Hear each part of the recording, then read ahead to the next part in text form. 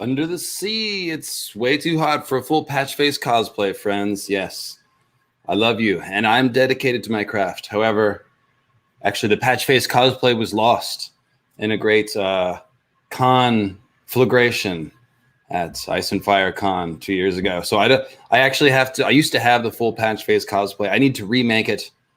Need to get myself to Home Depot, the craft store, get some twine and a bucket.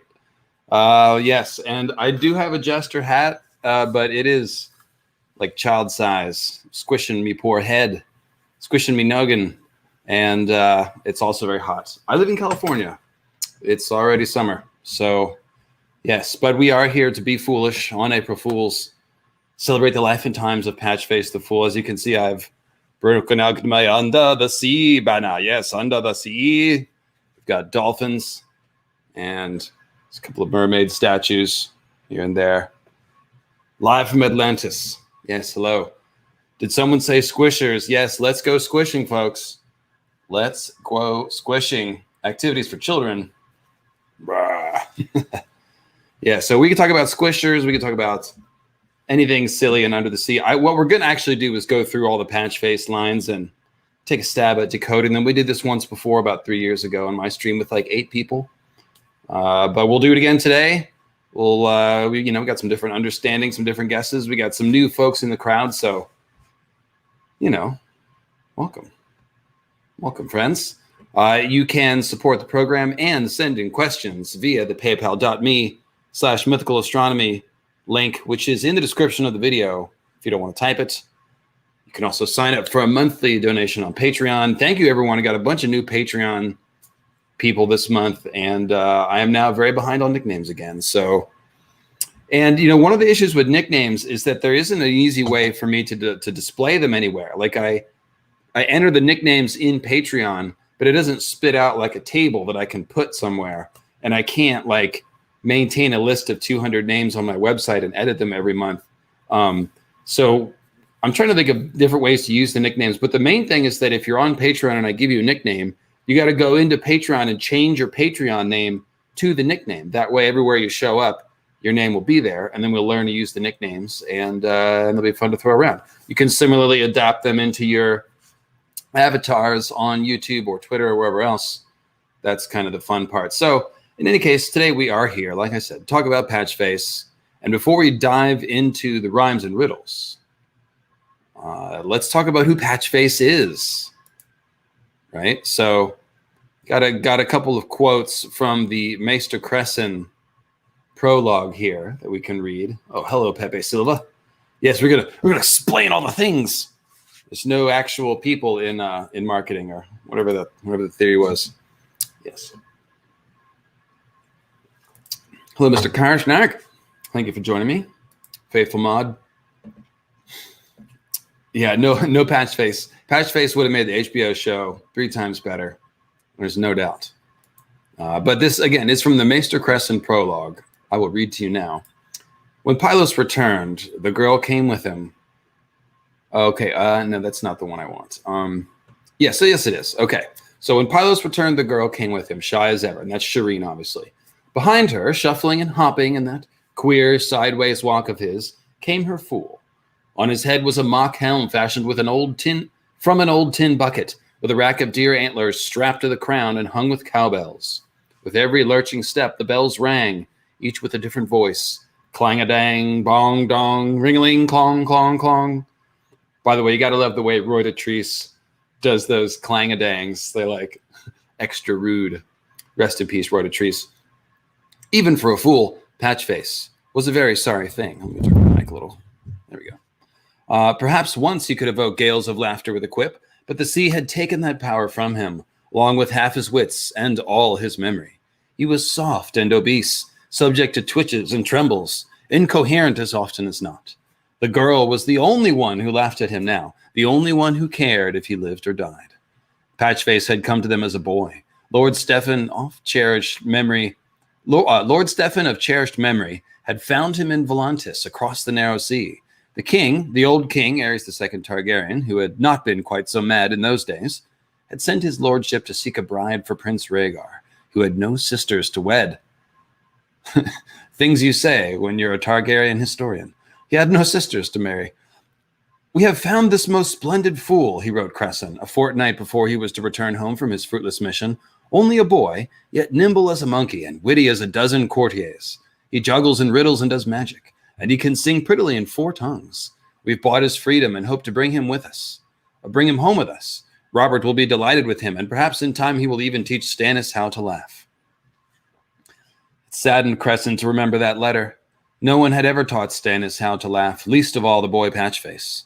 The storm came up suddenly, howling, and Shipbreaker Bay proved the truth of its name. The Lord's 2-masted galley, Windproud, broke up within sight of his castle. From its parapets, his 2 eldest sons had watched as their father's ship was smashed against the rocks and swallowed by the waters. 100 oarsmen and sailors went down with Lord Steffan Baratheon and his lady wife, and for days thereafter, every tide left a fresh crop of swollen corpses on the strand below Storm's End. And just to deviate into Stannis's character here, and Robert, I guess, I mean, think about how messed up that is.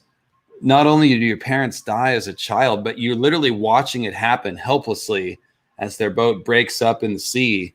I mean, you can see how both characters sort of cauterize themselves, Stannis and Robert. Robert becomes so silly, potentially as a defense, from ever dealing with his real feelings. That's pretty common thing that people do sometimes to trauma. Whereas Stannis does the opposite. He just turns really hard, and he buries his feelings that way. So interesting psychology here. But anyways, the boy washed up on the 3rd day. Maester Cressen had come down with the rest to help put the names to the dead. When they found the fool, he was naked, his skin white and wrinkled and powdered with wet sand. Cressen had thought him another corpse. But when Jommy grabbed his ankles to drag him off to the burial wagon, the boy coughed water up and sat up. To his dying day, Jommy had sworn that Patchface's flesh was clammy cold. No one had ever explained those 2 days the fool had been lost in the sea. The fisherfolk liked to say a mermaid had taught him to breathe water in return for his seed. Patchface himself had said nothing. The witty, clever lad that Lord Steffan had written of never reached Storm's End. The boy they found was someone else, broken in body and mind, hardly capable of speech, much less of wit. Yet his fool's face left no doubt who he was. It was the fashion in the free cities of Atlantis to tattoo the faces of slaves and servants. From neck to scalp, the boy's skin had been patterned in squares of red and green motley. "The wretch is mad and in pain, and of no use to anyone, least of all himself," declared old Sir Harbert, the castellan of Storm's End in those years. "Kindest thing you could do for that one is to fill his cup with milk of the poppy. A painless sleep, and there's an end to it. He'd bless you if he had the wit for it." But Cressen had refused, and in the end, he had won. Whether Patchface had gotten any joy of that victory, he could not say, not even today, so many years later. So this is a very sad fool. It's not a happy fool, is it?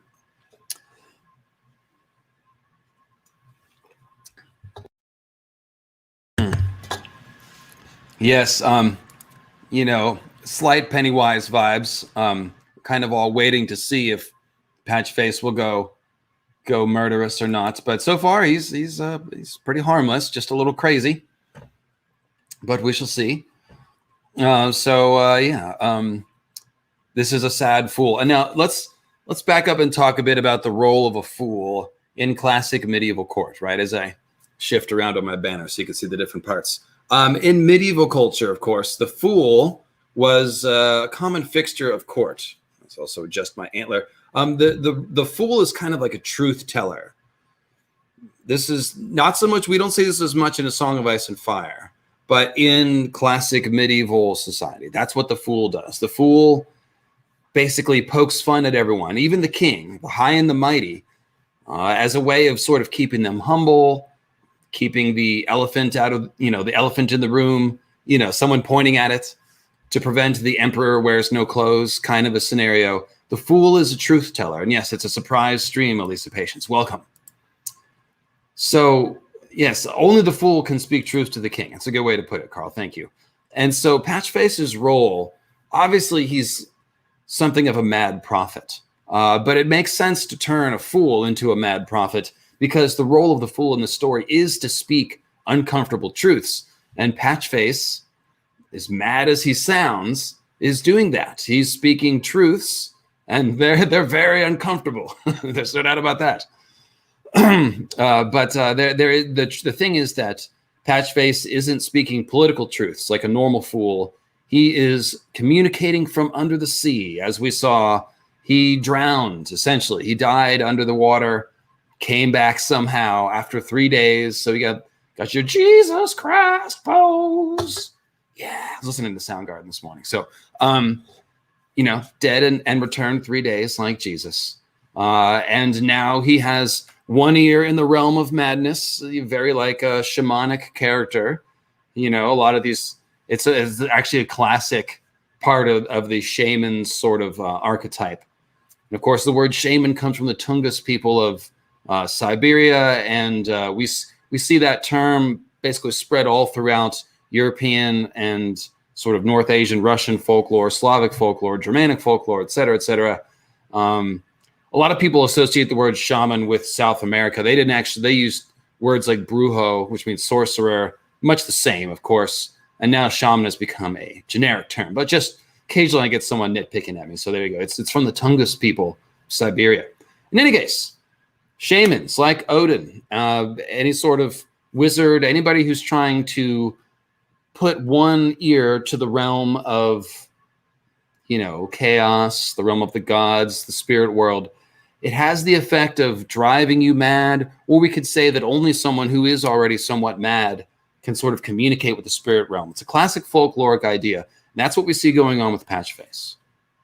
His madness is a result of his communicating with the gods under the sea, or we can say that communicating with the gods of the sea has driven him crazy, or because he's crazy, he can, hard to say which way it flows, and nevertheless, he is one of those figures. We see a more subtle version of it with Theon. Theon has a different kind of madness. His personality is broken down, and he becomes almost like no one, almost like a more abusive version of the faceless man idea of becoming no one. His identity is broken and stripped away, and so he now begins to hear the voices of the old gods. He can hear a little bit of the Weirwood whispering, Bran starting to communicate him. And as we discussed in the Vedic Danny video, the word Theon is, the root word there is Theos, which means God, and Theon is the object, is what you describe as a divine object would be called a Theon. So Theon is literally a device or tool of the gods by name. And so we see that he is kind of half mad. And so, it kind of really comes across in the Asha chapter where she meets Theon, and he's like talking kind of broken and crazy like, and you're like, oh boy, this guy's crazy. So that's what Patchface is. That's the role that he's playing. And he's also, so one interesting thing about Patchface is that it gives us a clue that that there is water resurrections, just like there are ice resurrections and fire resurrections, right? The drowned men of the Ironborn aren't really resurrected, right? Aaron Dampere is essentially just doing CPR, kind of like in the Abyss, where they drown you temporarily, then they give you CPR and pump the water out of your lungs. It is dangerous, and you can die, but they're not really dying and coming back. It's kind of a cool way to do like a brutal Viking sort of resurrection water ritual. But the thing is, it's not a real magic resurrection. He's just pumping the seawater back out of their lungs. And boy, does that must burn. But Patchface, the Navy SEALs have to do that, Parker says. Yeah. When I was like 9, I thought I wanted to be a Navy SEAL. Isn't that funny? By the time I was 12, I was like, that seems hard. Which, yes, it is. In any case, so Patchface is showing us an actual water resurrection, possibly. I mean, maybe he just, survived at sea and drowned, just for a few minutes and then right before he washed up. But it really seems like something more magical happened, especially since he now has the gift of prophecy. So I think we're supposed to see that as essentially Martin showing us that, hey, I mean, if we have fire magic and ice magic, and those can resurrect people, Why not water magic? The deep ones are real. The Merlings are real in A Song of Ice and Fire. I'm pretty sure it does seem like there's enough evidence around the margins to know that there are fish humanoids. And so I think that the water resurrection is a thing, and that's what Patchface is showing us. Now, let me just pull up something real quick here.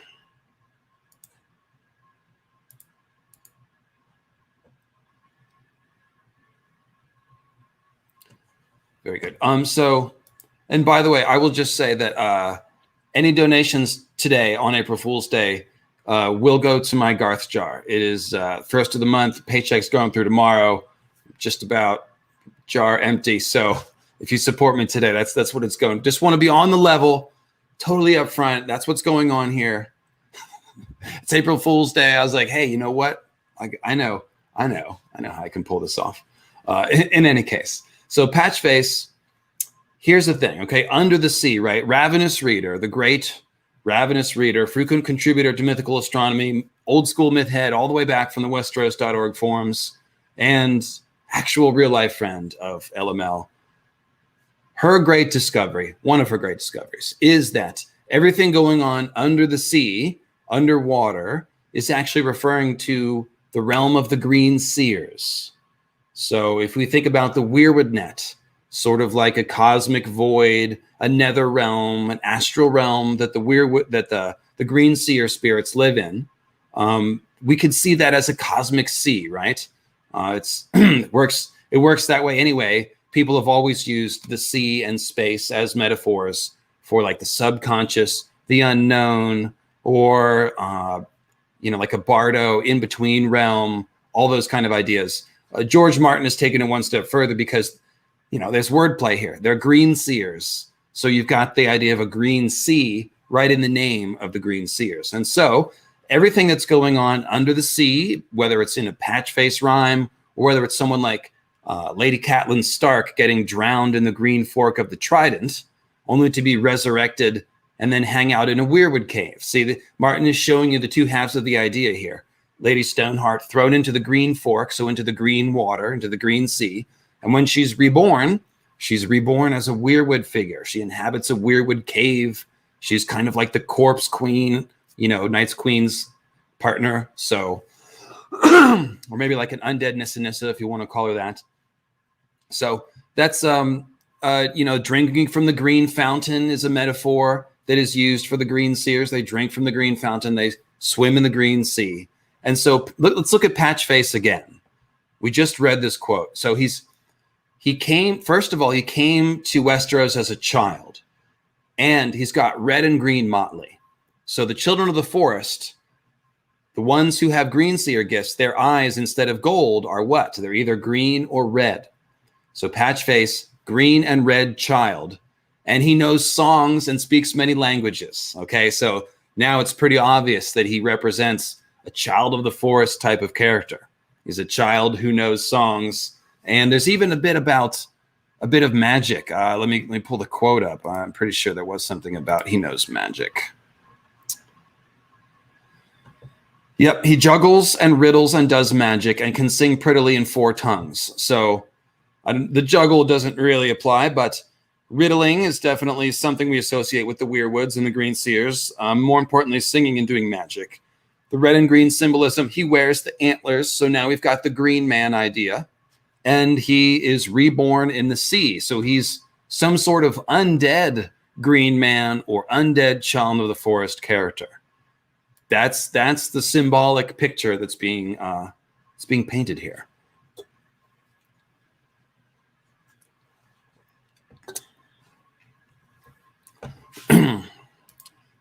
Yeah, so this is Marvin Martian asks, communing with deities seems to warp people's minds. Is this part of the gods' manipulation or just because the human mind is too small? Yes, it's more the latter. Lovecraft gives you the very dark version of this, where the gods are very terrible and any sort of glimpse of them will tend to scramble your brains. It drives you mad, or you're just going to go live alone in a room and not talk to anyone for the rest of your life because it's too terrible, or kill yourself or something like that. But even aside from the sort of darker Lovecraftian idea, we've got this classic shamanic idea of, yes, you've got to walk 1 foot or 1 ear in the realm of madness in order to commune with the gods, because they are absolutely beyond human, morals, beyond our structures and confines and definitions and laws and all of that. That's kind of what the definition of a god is, superhuman, beyond human, something like that. So that's the idea.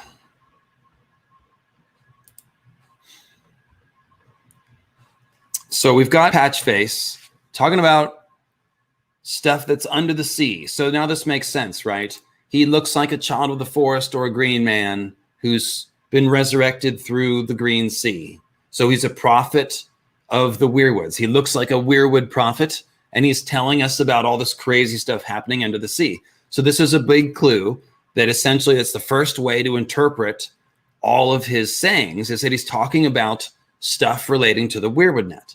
Now, the Weirwood net is sort of a nexus point for the others and Azor High Dragon stuff. It's where it all comes together. So we're going to see him talking about both of those things as well.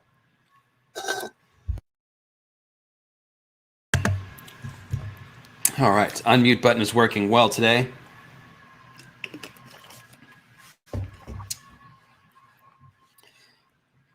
So let's see here. Yeah, it's a mishmash of Germanic, Nordic, and Celtic traditions, totally. And guys, I will just update you. The Norse origins of Bloodraven and the Weirwoods video, which is going to be my next big video, is coming along great. I just finished the last revision on the script last night. It's looking good, sounding good. It's going to be about an hour and a half. So another big video. Give me a couple weeks to edit that bad boy. I might record it tonight or tomorrow, depending on how my voice is doing later tonight. But it's ready to go. It's going to be awesome. I've got berserkers and skin changers and all kinds of madness. If you think it's going to be all the stuff I've talked about before, you're only half right. I am going to do the Odin, Bloodraven, and Yggdrasil stuff. I found out some new tidbits and details, though, from those stories. And then I've got some stuff that I've never talked about before. So even if you know all of my Odin, Bloodraven routine, there'll be plenty of new stuff for you. And it's going to be awesome. So I'm feeling pretty pumped about that. Oh, yes. And this Sunday, we're going to do an Easter stream. So another themed holiday stream, I guess. It's going to be, I have an Easter basket. I have an Easter basket. I've got eggs. And we're going to play games. I'm still fleshing out exactly what the game's going to be. But you're going to be able to send in super chats and open eggs and get some, and we're going to do fun things. So there'll be egg symbolism and trivia. So don't miss that. We're going to do it a little earlier this Sunday. I've heard your cries from Europe. The Sunday streams have gotten a little too late for some of y'all. So we're going to go at noon Eastern, 12 noon Eastern, which I believe is 5 o'clock English GMT time. So no, I'm sorry. I take that back. Totally retract that. That's way too early.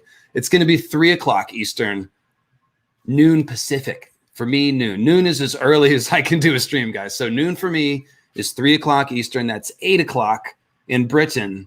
And that way, even if you're a little bit east of England, you can still get this stream in. So that's it. 3 Eastern on Sunday. Easter stream. Oh, yes. Okay, so now back to Patchface. And yes, it's going to be great, Elisa. You're going to love that one. I hope you can make it. I hope you don't have to work on Easter. So yes, 3 Eastern, 12 noon Pacific, 8 o'clock for you guys in Britain, and everyone else in Europe, you figured out from there for GMT. So first Patchface rhyme. Let's get to it here.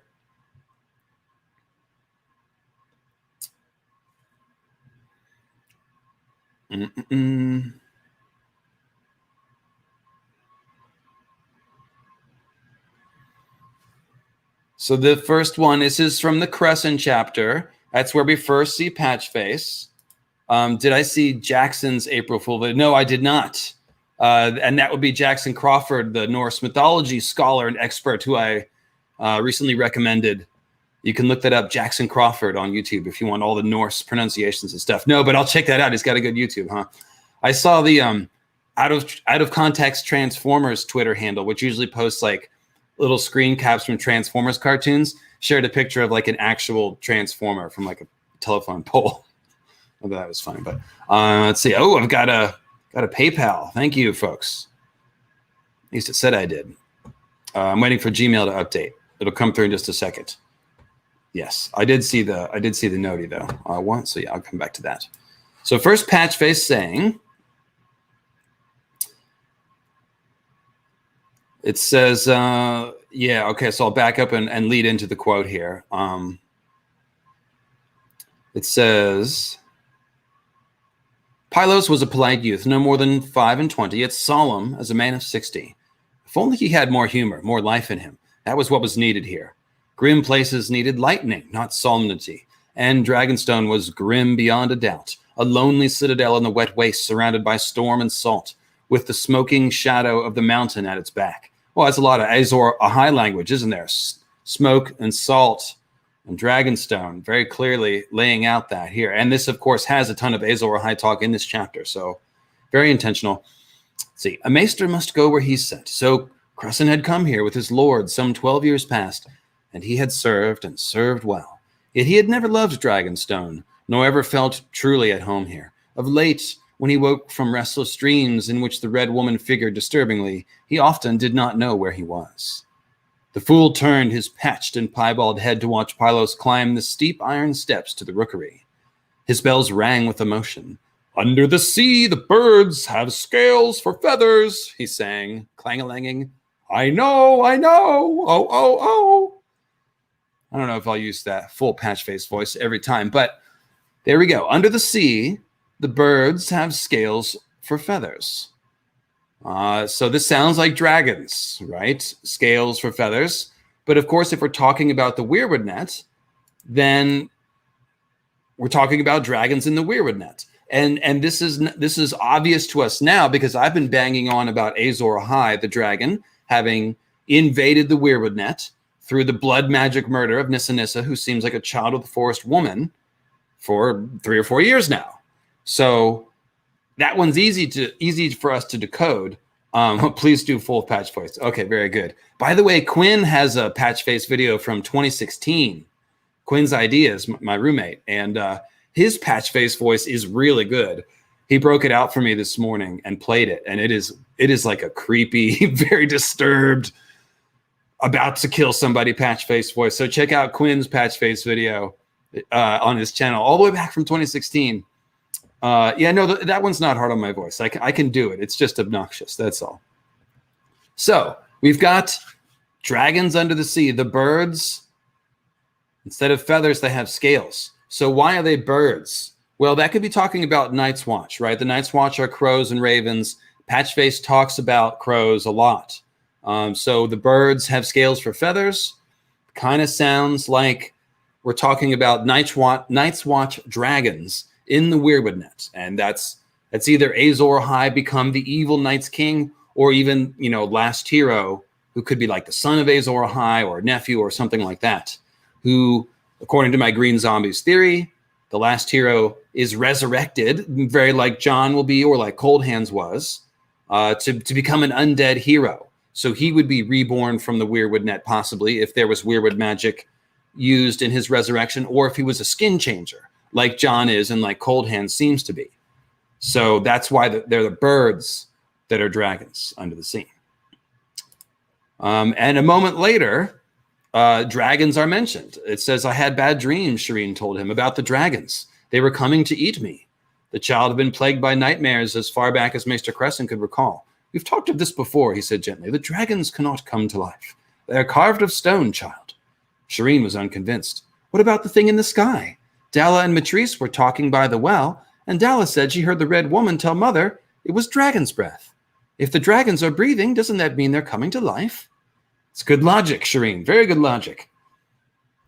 So, we're talking about dreaming of dragons. And specifically, this is foreshadowing Shireen being burned at the wall for something having to do with dragons. The dragons coming to eat Shireen.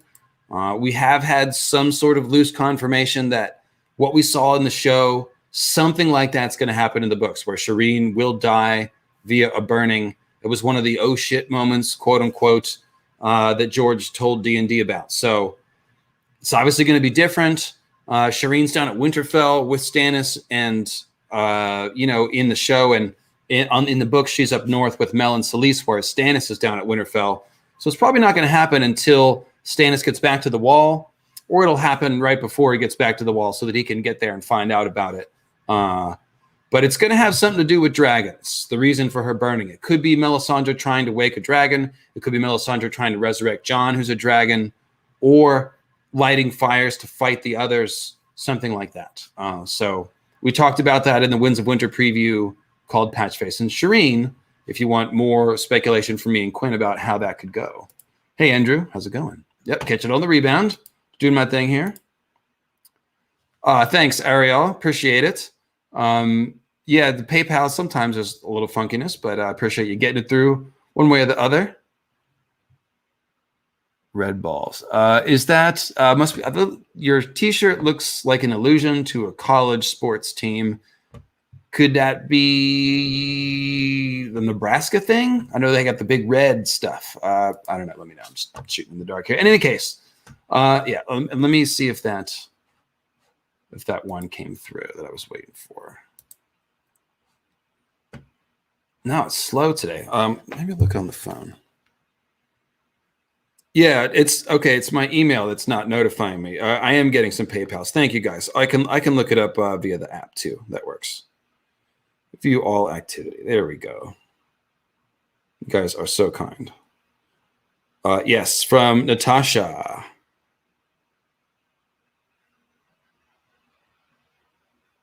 There we go.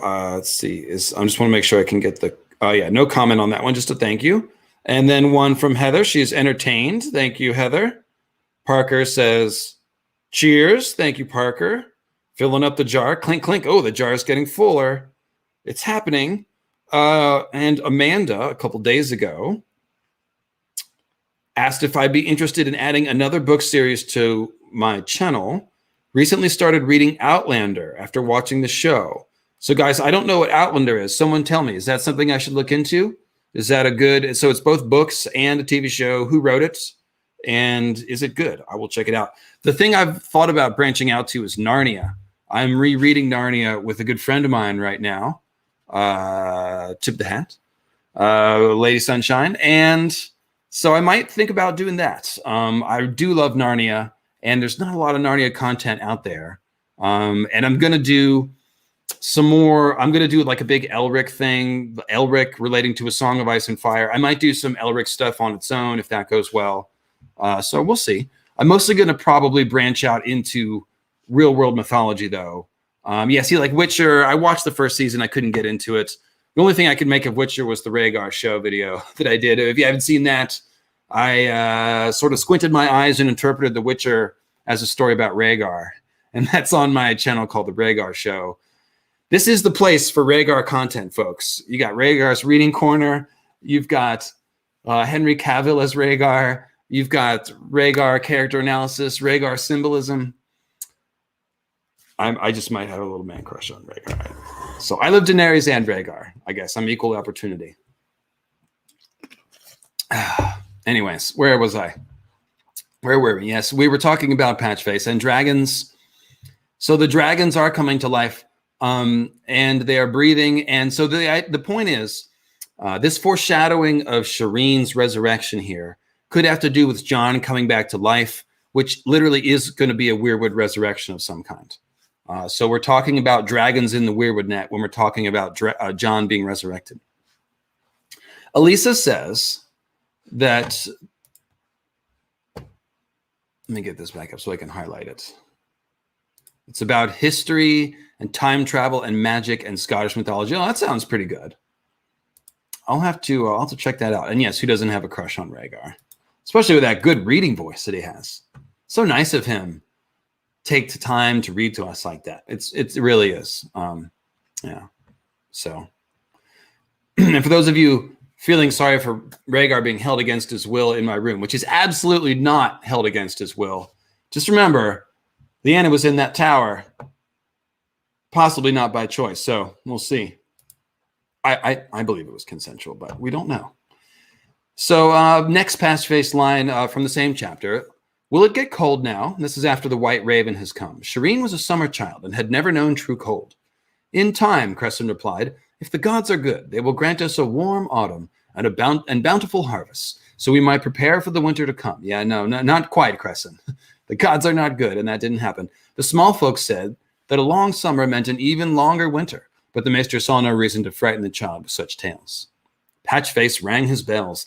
It is always summer under the sea, he intoned. The merwives wear anemones in their hair and weave gowns of silver seaweed. I know. Oh, oh, oh. Shireen giggled. I should like a gown of silver seaweed. Under the sea it snows up, said the fool, and the rain is dry as bone. I know. Oh, oh, oh. Will it truly snow? The child asked.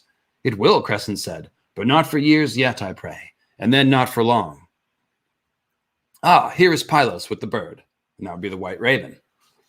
So this one's a little more cryptic here. Under the sea, it is always summer. The merwives wear anemones. So let's just start with the first part. It's always summer under the sea.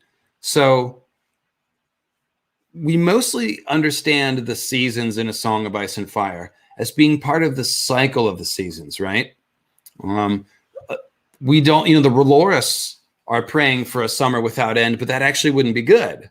The plants need that cycle of life, and the ocean currents would stop. All kinds of bad things would happen without the seasons. You need the seasons, and in fact, it would actually be much harder to survive with abnormal length seasons, such as we have on Planetos. That's really just a fantasy kind of hand wavy thing there. But in any case, being always summer is not really good. So what does that mean? It's always summer under the sea in the Weirwood net. And I'm asking, I don't have 100% nailed down interpretation of this. So feel free to fire away here. But I think that it has something to do with the Weirwood net being bifurcated and sort of violated and corrupted. I think what's happened is, there's a lot of symbolism about the bifurcation. That's what the wall is a symbol of. On one side of the wall are the green lands where the living live, and then we have the cold, dead lands where the others live. And we see that symbolism in a lot of places, the partition in the Weirwood net. When I talk about the others getting kicked out of the Weirwoods, another way to say that is imagine their Weirwood net sort of green sea astral plane being chopped in half, and they're kicked out of one half and sort of they're otherized and expelled to a frozen half, just like the wall in Westeros divides the land, cuts off half of it or a large part of it to the people in the north, and they're exiled, they're otherized. Because remember, the Song of Ice and Fire is always about conflict of the heart. It's about human flaws and again, conflicts, human desires.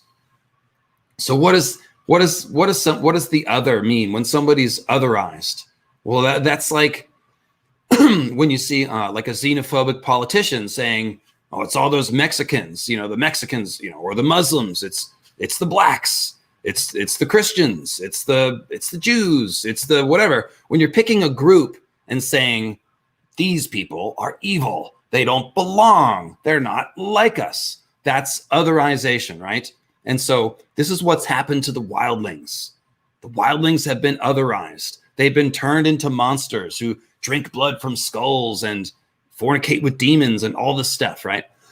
Well, they don't drink any more blood or lay with demons any more than the people of Westeros, which is to say a little bit. Everybody does that a little bit. But they're just people. And Jon figures it out when he sees the wildlings, right?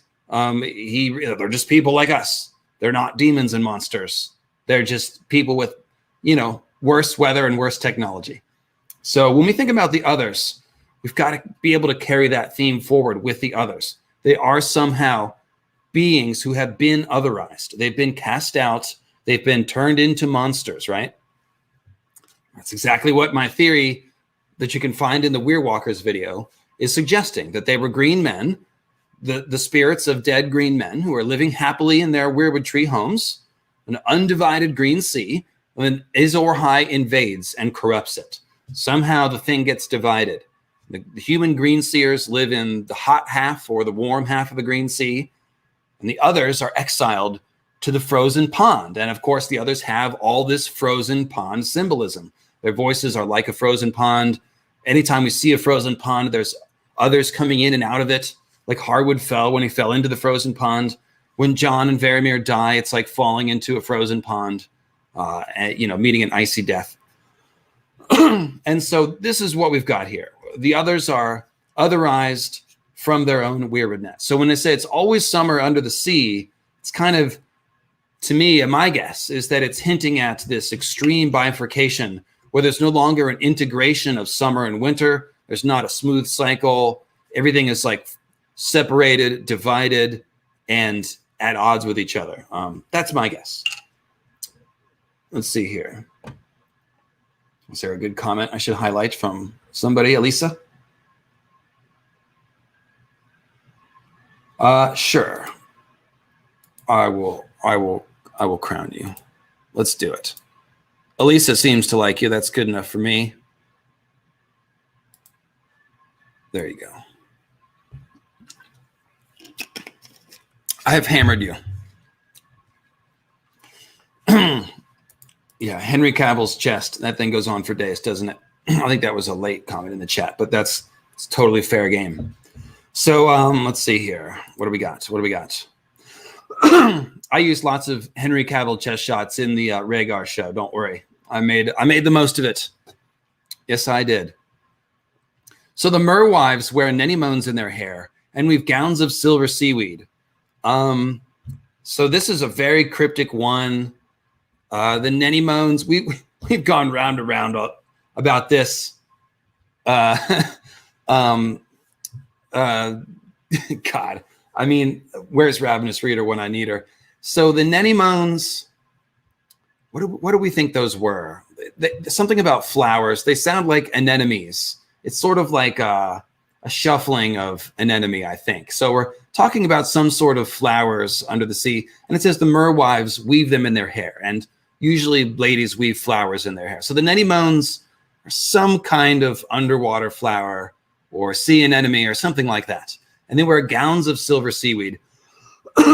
So the key to understanding this is merwife, okay? The merwives, these are women that live under the sea, which means in the Weirwood net. So we should probably think children of the forest, or even Nissa in particular, who seems to be a children of the forest or a green woman.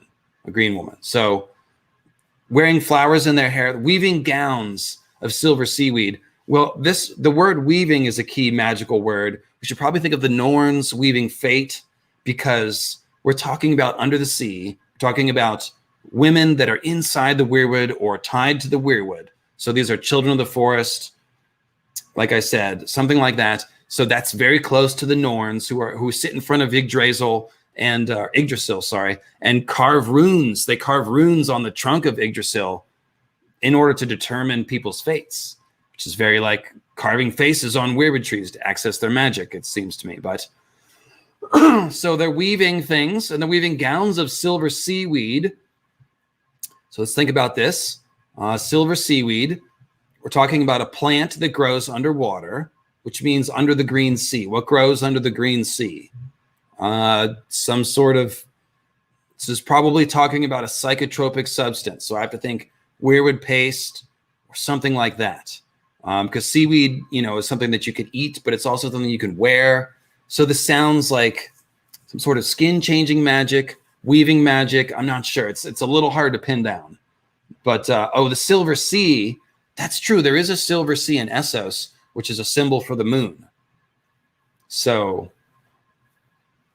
I want to smoke some silver seaweed. that's what I want. That's what I have to say.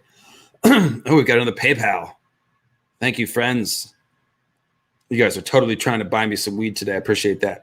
Speaking of, Philippe, the Baratheon sigil looks like a man-made crown choking a crowned animal. Yeah, I've seen that version of it. Could it relate to the conflict between the old gods and during God's grief? Yeah, that makes sense.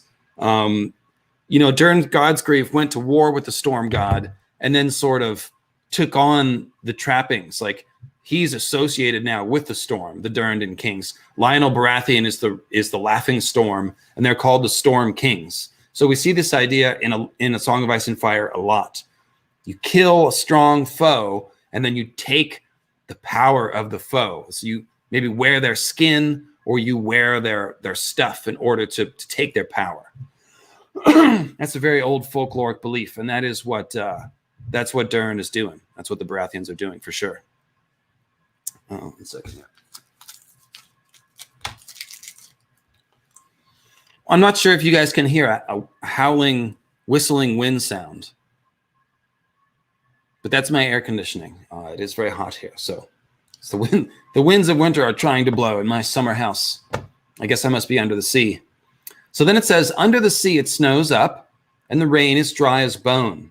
Well, I think this is talking about rising ash, because there are several scenes where people look into a fire, and they look into the ash, and then the ash turns into snow. Melisandre and Stannis both do it, and there's another scene where it cuts from one to the other. But Stannis is the big one. Is he's peering into a fire, and he sees ashes rising, and then all of a sudden the ashes begin falling, and it turns into snow, and he's looking down at the fist of the first men. So it's some sort of a portal symbolism where we're going from fire to ice. And so we've got under the sea, meaning in the Weirwood net, it snows up and the rain is dry. Well, dry rain is ash. When the ash falls, it falls like rain, but it's a dry rain. So we're all talking about ash rising and falling. And that, of course, is because Yggdrasil is an ash tree. And the Weirwoods are like a burning ash tree. So you have the idea of a burning tree turning to ash and also made of ash. So you guys, if you don't know about all that symbolism, that's Weirwood compendium stuff. I don't want to try to explain all of that. But the main thing is the idea is that if you look at a fire, the rising column of ash, especially for like a mushroom cloud type of fire, it looks like a tree. It rises up in a column and spreads out just like a tree. And so there's a dual symbolism here with an ash column and the trunk of an ash tree. And then the Weirwoods, of course, their red leaves look like a blaze of flame. So it already looks like a burning tree. You should think of Moses' burning bush and all of that kind of symbolism, fire of the gods, so on and so forth. So I think that's what all this ash stuff is about. And it looks like, I've left the comment on the screen for like 20 minutes. Thank you, Elisa. There we go. But let me highlight you for your kindness. Thank you.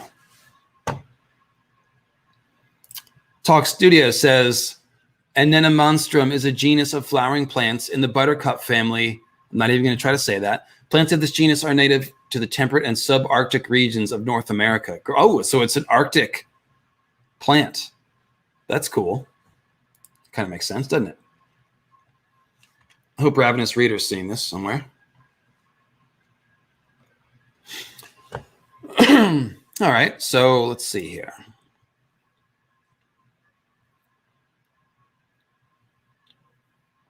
Let's see. The bird is white as snow. So he's saying under the sea it snows up and the rain is dry as bone. So it's kind of all these inversions, right? And then in that same scene, we have the white raven, which is itself an inversion. And the white raven signals that winter is coming. So we've got this idea of inverting stuff with the winter. That is the whole division of the Weirwood net, where the others are exiled to one side, and then you have the other side reserved for the Green Seers. And the Green Seers are allied with the Black Brothers, who are like opposites of the white others. So we see this, again, inversion, inverted parallel symbolism with the ravens and the snow and the ash, all of it right here. Let's see here.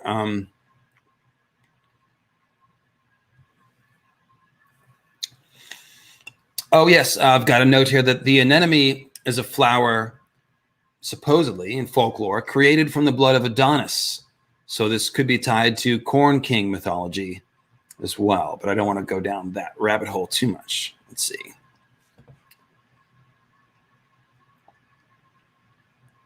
Okay, so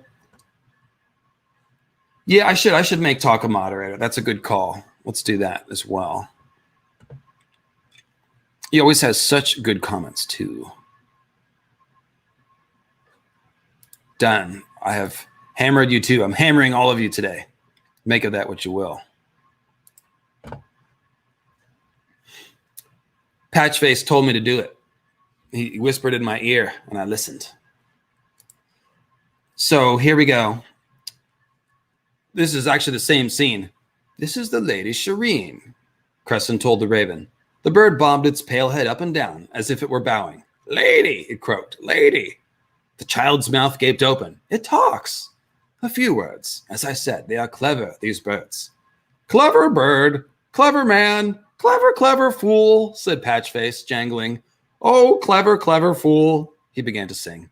The shadows come to dance, my lord, dance, my lord, dance, my lord, he sang, hopping from one foot to the other and back again. The shadows come to stay, my lord, stay, my lord, stay, my lord. He jerked his head with each word, the bells in his antlers sending up a clangor. The white raven screamed and went flapping away to perch on the iron railing of the rookery stairs. Shireen seemed to grow smaller. He sings that all the time. I told him to stop, but he won't. It makes me scared. Make him stop. I suppose this is the part of the stream where we pause and appreciate the very bizarre choice to leave a deranged fool as the babysitter for your 10-year-old daughter. I wouldn't let my children around Patchface. Yeah. Yeah. Wow. Yeah. It's no good. But in any case, so Talk is filling in. Several of the Western meanings of anemone flowers pertain to the Greek mythology of the origin of the anemone flower featuring Adonis and Aphrodite. Okay, so we could probably look into that myth a little more to dig a little context out, but there we go. So, clever bird, clever man, clever, clever fool. So actually the maesters and the ravens and Patchface, they're all messengers, right? They're all truth tellers. That's the common thing here. They're all bringing you messages from the other side. In the case of the ravens and Patchface, where the maester is a little more mundane, but you know, dark wings, dark words is the saying that goes with the ravens' messages. So then it says, shadows come to dance, my lord. That's an easy one. We've talked about this just in the last video. We've got dancing shadows in Mirri Maz Dur's tent almost at the same moment. Very close in time to this. This was right before the dragons were hatched. This is when Rhaego was given to the darkness and all that. And then, of course, the others are also stirring. The others are white shadows. And they danced with Sir Waymar. There's dancing language there. So, the shadows coming to stay, my lord. I think this is a good clue about the others being similar to the shadow babies that Melisandre creates. Because that happens in this book, Clash of Kings. And so here is Patchface near Melisandre and Stannis. He can sort of sense things that are coming, right? So he's talking about shadows.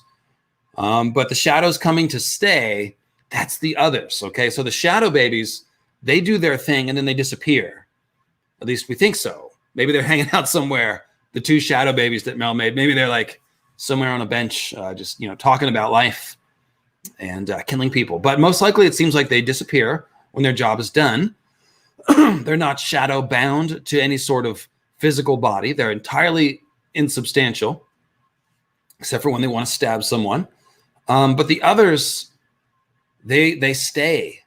And of course, I've made this comparison based on Durrandon's research. So we're told that Night's King gave his seed and soul to Night's Queen. And then they sired children that they gave to the others, which actually just means that they turned them into others. So we take the seed and soul of Night's King, if we are Night's Queen, and then we can make white shadows. Well, Melisandre basically does the same thing, but temperature inverted, right? She pulls from Stannis's life fires and makes black shadows.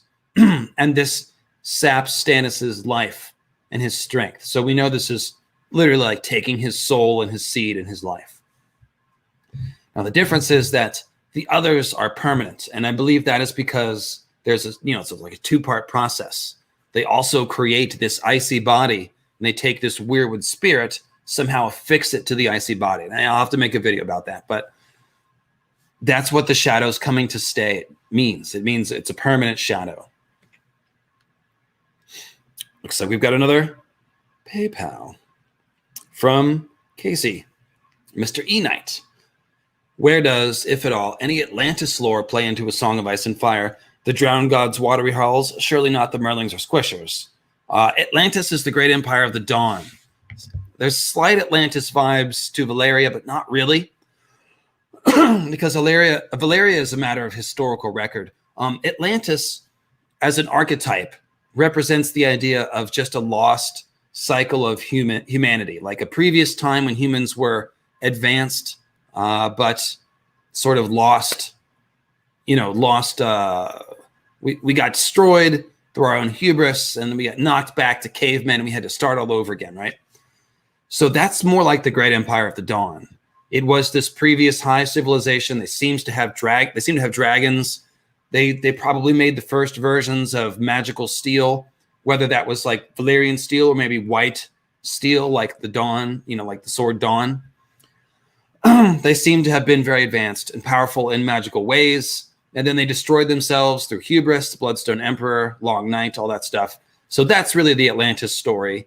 We're not going to see an under the sea city. I don't think we're going to see that version of Atlantis. So it's really the Great Empire of the Dawn. And yes, shout out to Graham Hancock. So let's see here. So that's that one. Poor Shireen being terrorized. So there's another one later on when he sings "The shadows come to dance my lord again." And so what happens is he says the shadows come to dance. Then we get the story that I read at the beginning of the stream about his backstory. It comes back from the backstory, and he says again, the shadows come to dance my lord. Lord, the white raven shrieked, Lord, Lord, Lord. Fool sings what he will, the maester told his anxious princess. You must not take his words to heart. On the morrow he may remember another song, and this one will never be heard again. So the raven is shrieking Lord. But check this out. The raven is the harbinger of winter. So who's he talking about? He's talking about the Lord of Winter. So the shadows come to dance, my lord. And then the white raven who announces winter is like, yes, Lord, Lord, Lord. That's the Lord of Winter. Whether we're talking about Night's King or Jon Snow as the King of Winter, it's hard to say. This sounds more like the Night's King to me. We're talking about the shadows come to dance. So who's leading the dancing shadows? That would be Night's King. Of course, Jon might play that role temporarily, as I've speculated in my video about Jon Snow, which you can find in the Jon Snow playlist. Yikes, exactly. Yes, lots of yikes going on here. Yeah, that's a good point. Atlantis was a way that Hellenistic civilizations explained the existence of pre-Bronze Age collapsed civilizations. Yeah, their history wasn't quite as good. But they knew something. They knew there were definitely older cycles of stuff. It's kind of like the first people who got to Stonehenge after the original builders. They had no idea who had built it, even though it really wasn't all that long before them. But in historical time, anyway. So let's see here. Skipping on.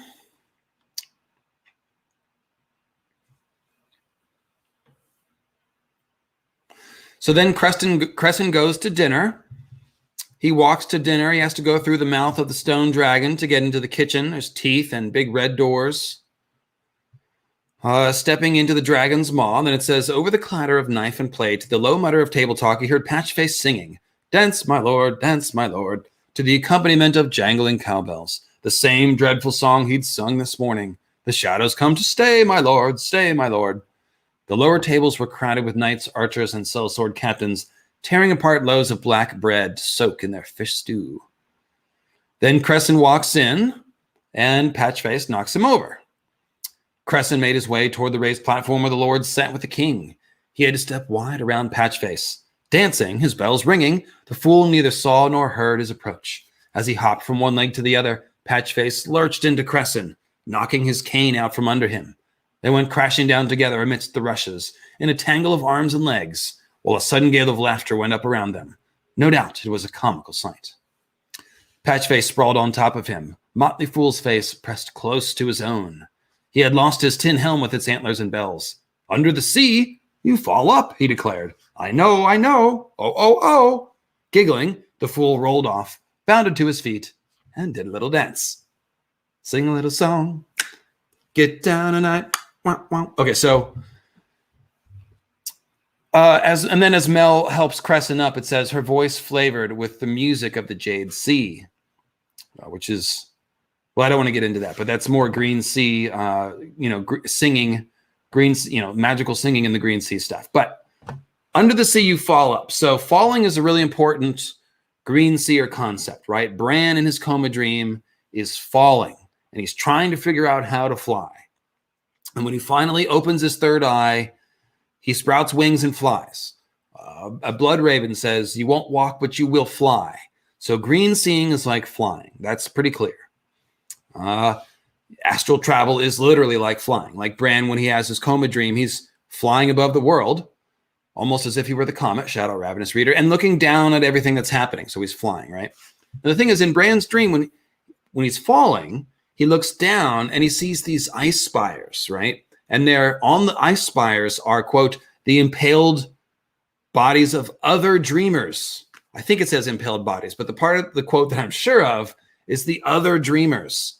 And so kind of implies that if Bran doesn't fly, if he doesn't open his third eye and become a green seer, he's going to keep falling. He's going to be impaled on the ice spear like the other dreamers. So what is this talking about here? These are talking about the others as green seers, but they're green seers who aren't flying like the green seers we know. They are fallen green seers. This has to do with the idea of, again, the others being otherized, kicked out of their Weirwood net, or confined to a sort of roped off, frozen part of the Green Sea. So the people who fall, they become the others. So when Patchface says, under the sea, you fall up, he's talking about falling and flying, right? Falling up is flying. So under the sea, if you're a green seer, you fly. And if you fall and you don't fly, then you become an other, one of the shadows that come to stay, if you will.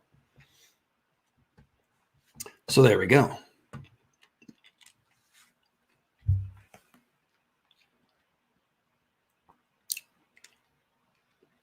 Cool. So let's see here. Then Melisandre says, a man of your age must look where he steps. The night is dark and full of terrors. And then he says, only children fear the dark, he told her. Yet even as he said the words, he heard Patchface take up his song again. The shadows come to dance. The shadows come to dance. So the night is dark and full of terrors. What's it full of? Well, dancing shadows. Those are the others. And children should be afraid of them. The children are afraid of them. The children of the forest, that is. Now here is a riddle, Melisandre said, a clever fool and a foolish wise man. Bending, she picked up Patchface's helm from where it had fallen and set it on Cressen's head. The cowbells rang softly, blah, blah, blah. A crown to match your chain, Lord Maester, she announced. All around them, the men were laughing. So this is the important thing. Cressen is about to die. Oh, I missed your super chat, Parker. Let me get that.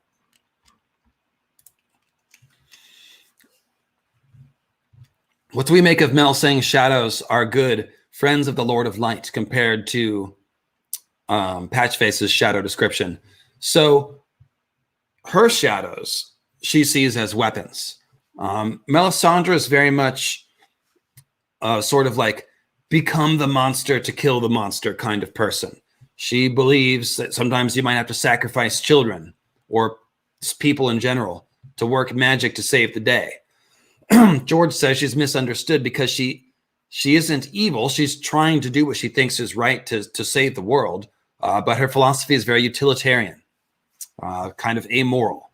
So that's what I make of that. She is willing to pass beneath the shadow to reach the light, if you will, in the words of Quave.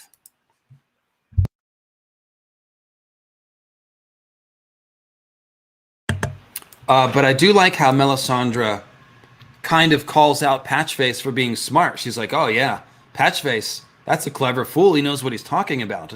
Those shadows coming to dance.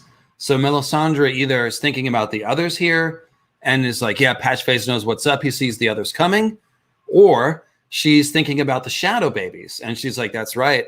I'm about to fuck Stannis and make a shadow baby. Patchface knows what's up. Clever fool. Something like that. So take your pick. Either one makes sense. And then if the other thing is that Cressen is about to die. And he's going to die by drinking poison wine. So he's basically going to drown. Right? He's also going to suffocate. So he's going to drink something and then suffocate. So it's very like a drowning death. So he's putting on Patchface's helm, and then he's going to die via drowning, just like Patchface did.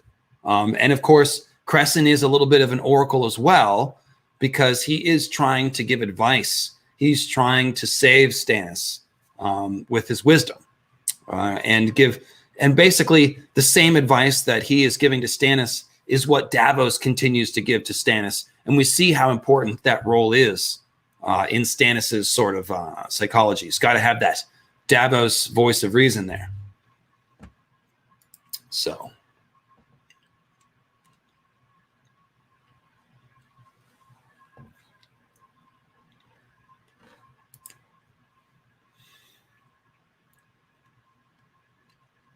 The scene continues. Patchface was capering about as the maester made his slow way around the table to Davos Seaworth. Here we eat fish, the fool declared happily, waving a cod about like a scepter. Under the sea, the fish eat us. I know. Oh, oh, oh. So who are the fish? Well, I believe the fish are the green seers.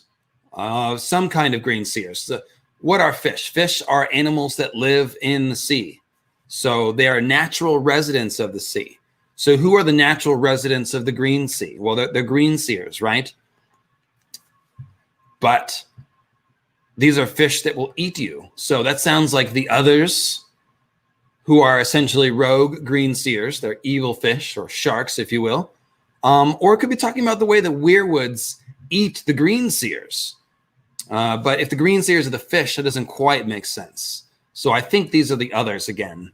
They are the fish that eat you under the sea. Yeah, there you go.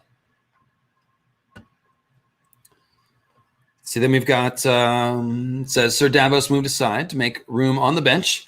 We should all be in motley tonight, he said gloomily as Cressen seated himself. For this is fool's business we're about. The Red Woman has seen victory in her flames, but Stannis means to press his claim. Or so Stannis means to press his claim, no matter what the numbers.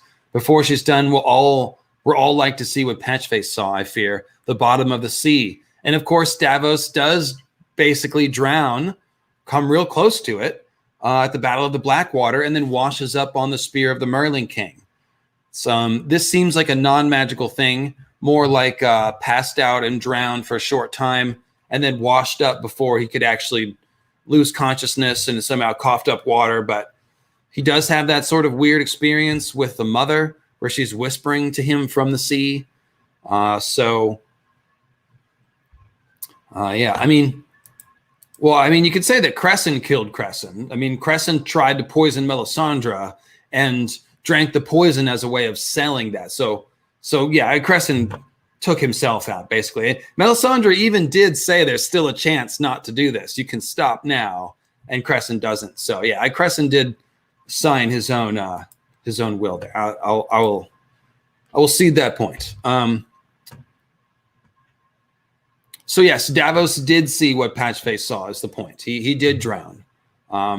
That's so that was foreshadowing there. Let's see then.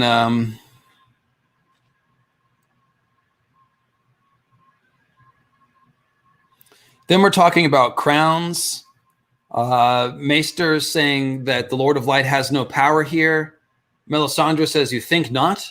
If you speak such folly, Maester, you ought to wear your crown again. And Celise agrees. Patch's helm, yes, it suits you, old man. Put it on again. And then Patchface says, under the sea, no one wears hats. I know. Oh. So this, what does that mean? No one wears hats. Well, we're just talking about crowns. So if we stick with crowns, nobody wears crowns under the sea. That means there is no king in the Weirwood net. Well, that's probably talking about how the Weirwoods are a hive mind and how you actually have your individuality start to dissolve in order to join the Weirwood net. That is my interpretation. That also implies that someone trying to become king of the Weirwood net is not allowed. No one is allowed to wear hats under the sea. So Azor Ahai invading the Weirwood net is like a usurper, a would-be usurper. And what happened? He seems to have been humbled, transformed, turned into Night's King. It's even possible Corpse Queen sort of tricked him and played him in order to create the others and defend the Weirwood net, something like that. So I think that's what this is about. There's no kings allowed under the Weirwood net, in the Weirwood net, rather. And yes, of course, there's also, plenty of Green Man stuff with Cressen dying with the antlers and also drinking blood. A lot of the Green Men drink blood or drink their own blood or offer their blood in various scenes. So that's a running theme.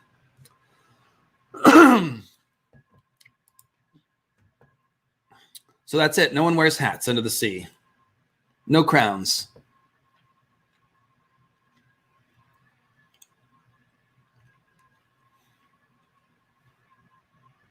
And Patchface's helm is called His Antlered Hat by John, which is where I got that. I use the word antler hats all the time, and that's where I got it from. It's from John. So it could also talking about, so stags lose their horns. They lose their antlers in the winter. Either some do or all of them do. Forget how that works exactly. So they could be talking about Green Men losing their antlers, losing their connection to the Weirwood net to become others, because the others don't have horns. So they lost their horns, right? They don't have hats anymore. Something like that. Okay, so then we go to Clash of Kings, Davos 1. This is the Lightbringer forging ceremony on Dragonstone. And as Stannis is marching forward to grab Lightbringer, Melisandre literally says, Azor Ahai, beloved of Valor, son of fire, warrior of light, come forth, your sword awaits. And as he strides out, Patchface says, under the sea, smoke rises in bubbles, and the flames burn green and blue and black. I know. So blue and green and black. Talking about fire here, under the sea. So blue fire is the others, right? That's easy. Their eyes burn like blue fire, like blue stars. And the others come from the Weirwood net. Green fire would be alluding to the Weirwoods themselves, the fire of the gods that the Weirwoods contain. Jojen says there's a power inside of the trees as strong as fire. So that would be the green fire. I can't think of what else that could possibly be. And then the black fire. Well, black fire obviously is a house, the House Blackfire. They're bastards of House Targaryen. Now, they took their name from the sword Blackfire, which in turn takes its name from the fire of Balerion the Black Dread. And Drogon has the same black fire laced with red and gold. So the black dragons are kind of the mascots of House Targaryen. Aegon the Conqueror rode a black dragon, and so he named his sword Blackfire after the fire of his dragon. So Blackfire under the sea is very clearly alluding to dragons under the sea. So we've got the others, the green seers, and the black fire dragons. Not just any dragon, but a black, dark dragon. So you can think of the oily black stone, darkness, darkened sun, darkened solar king, all that kind of stuff. So the smoke rises in bubbles. That's literally describing a fire under the sea. So I'm not sure what that means exactly, other than it's literally just suggesting that there's fire under the sea, which is again Azor High going under the sea. What are you asking me, Elisa? What time was I born? I think I was born at like 4 a.m. on the East Coast. If you're trying to figure out my my chart, around 4 a.m, something like that, on the March 11th, 1980. I just told you all how old I am. Oh gosh, yes, I'm much older than I look. That's I guess that's a good thing. But in any case, yes, 4 decades on this earth have I known. Yeah. All right, let's talk about A Song of Ice and Fire. So let's see here. Under the sea, we've got 3 colors of fire. Happy late birthday. Thank you. Yes. It's very festive. We did have a nice birthday stream.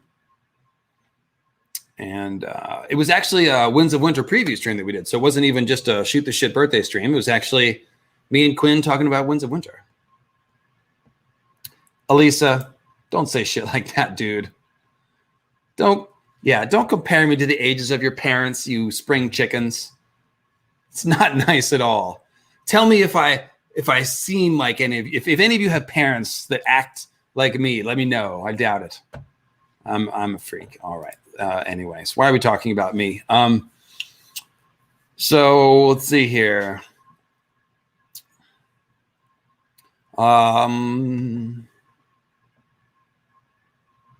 Oh, and Lightbringer, by the way, in the scene is lit up with green fire because Melisandre uses wildfire to make it burn. So we actually have green fire sword, Lightbringer, right here.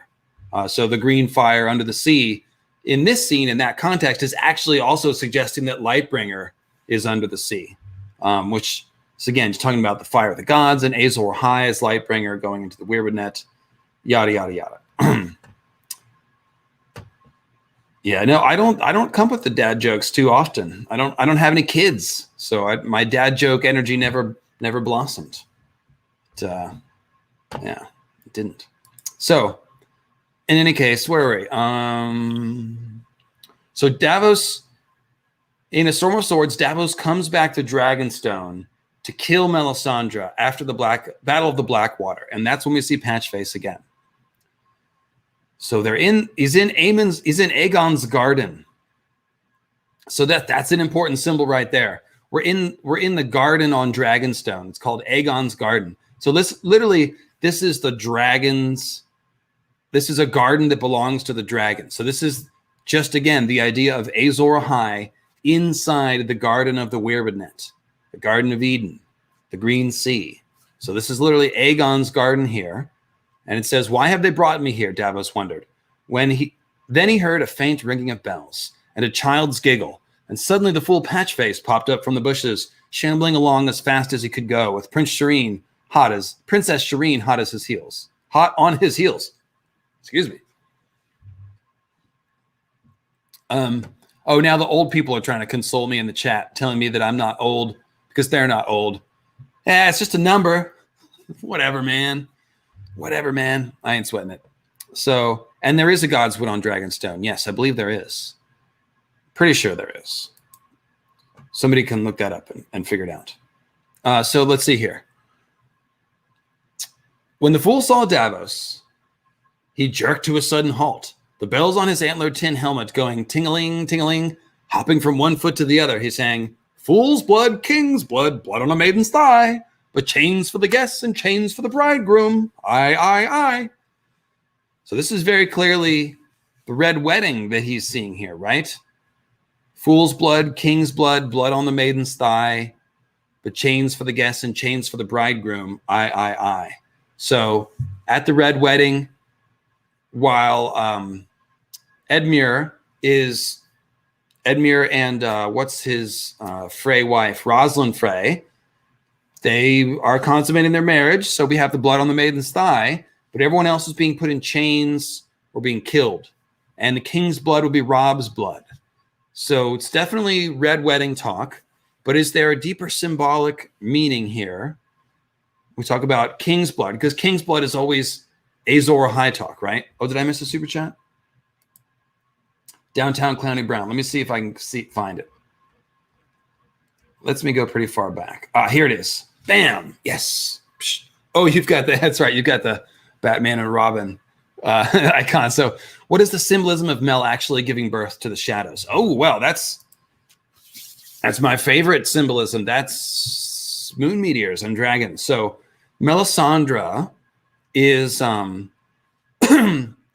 Melisandre is a fire moon character, just like Daenerys. And so when she's that's why she's got the white and red symbolism. So white, pale like the moon, but red and fiery. Also looks like a weirwood tree. The weirwoods are analogous to a fiery moon. Okay, so she takes the seed from the Solar King, Stannis. That's like the comet being sent from the sun into the moon. And then once the comet hits the moon explodes in dragon meteor childbirth, right? That's the moon meteor dragons bursting forth from the consummation of the sun and the moon. So Melisandre takes Stannis' seed, that's like the comet, and then she makes black shadow babies that kill and bring darkness. So those are like the meteors. The meteors always have that black symbolism, black dragons, black swords. They bring darkness and fire and death, and that's what the shadow babies do. Also, when Melisandre gives birth to the shadow babies, you'll see the same language as Dany's hatching the dragons. It says the fire was inside her, and there's agony and ecstasy language to tie back to Nissa Nissa, just like there is at Dany's dragon hatching alchemical wedding scene.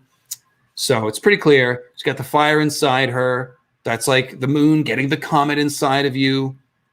And then the shadow babies are born, just like the dragons are born. So it's pretty straightforward symbolism there. And yeah, so then we've got, let's see. Shout out to Professor Gonzo, who's on dad duty. Way to go. Way to be. I'm sure mom appreciates that. And I'm sure the kiddo appreciates that because you're a good dad. All the good dads here. So it doesn't say if there's a God's wood on Dragonstone. So I guess we don't know. Let's try the search of ice and fire. I want to say I thought there was.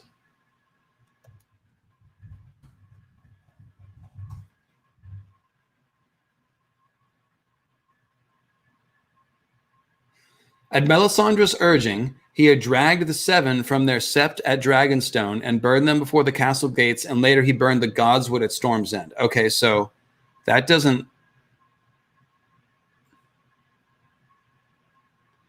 Right, okay, yeah, so it doesn't say there is. We don't know. It is undetermined, which would appear. But there is Aegon's Garden, so I guess that's it. What? Did I miss your super chat, Elisa? Oh gosh, no, I'm not mad at you. I'm never mad at you, Elisa. Just don't make me feel old, okay? Oh, forgive me. Yeah, no, I just missed it. I have ADD. No, you're good. You're totally good. But don't compare me to your parents. I am serious about that. That's messed up, man. It's messed up. I'm sure your parents are nice people. In any case. So let's see here. Where are we? We're in Aegon's Garden, and he's seeing the Red Wedding. So it seems kind of incongruous. The Red Wedding doesn't have anything to do with anything going on here, really. Except for, I guess, you could say that Davos is trying to kill Melisandre, and at the Red Wedding, they're killing Robb and Catelyn. It's definitely both assassinations. Jingle Bell, the Fool, is killed by Catelyn. But Patchface isn't killed here. So, yeah, I don't know. I think it's just like the Red Wedding needs to get seen by everybody. And so this is where it got in there. But I don't see a connection to the rest of what's going on in the scene, really. Yeah. But like I said, there could be a double meaning as far as King's Blood. Because everything with Stannis and Patchface and Melisandre and that whole plot line is obviously about blood magic and Azor Ahai. So maybe that's it. And by the way, those of you hear me talking to Elisa. Elisa Patience, of course, has a great YouTube channel. If you're watching right now and you haven't checked it out, go on over there. Elisa Patience. You could just look it up, Elisa Patience. And I'm sure Karsnak will drop it in the chat in a second. And subscribe to her channel. Lots of cool fairy tale and folklore influences on A Song of Ice and Fire analysis. So, all right.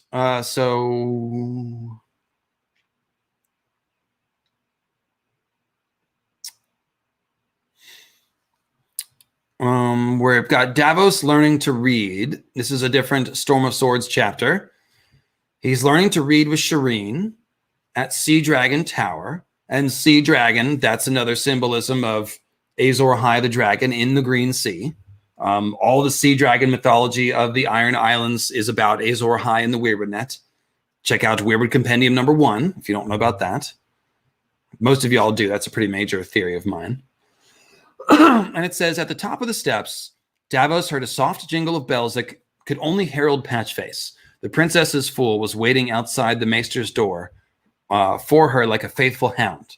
Doe soft and slump-shouldered, his broad face tattooed in a motley pattern of red and green squares, Patchface wore a helm made of a rack of deer antlers strapped to a tin bucket.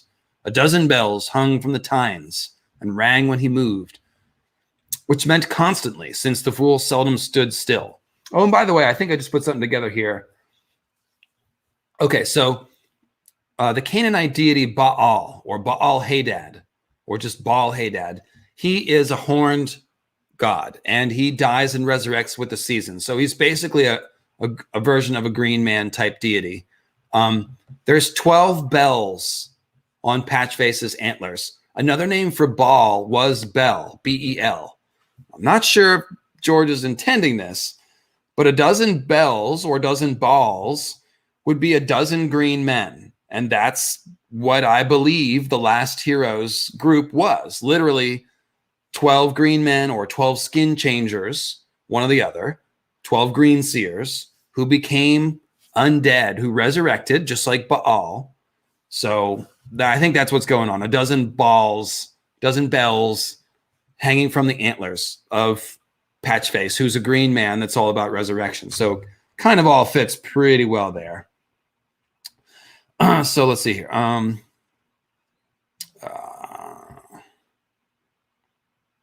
So then the quote goes on, a dozen bells. He jingled and jangled his way everywhere he went. Small wonder that Pylos had exiled him from Shireen's lessons. Under the sea, the old fish eat the young fish, the fool muttered at Davos. He bobbed his head, and his bells clanged and chimed and sang. I know, oh, oh, oh.